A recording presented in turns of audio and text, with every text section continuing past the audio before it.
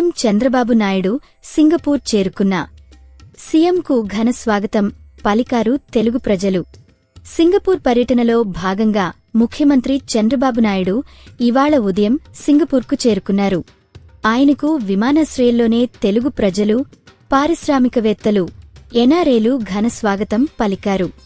సాంప్రదాయ వస్త్రధారణలో మహిళలు హారతులతో స్వాగతించగా, చిన్నారులు కూచిపూడి నృత్యాలతో ఆకట్టుకున్నారు.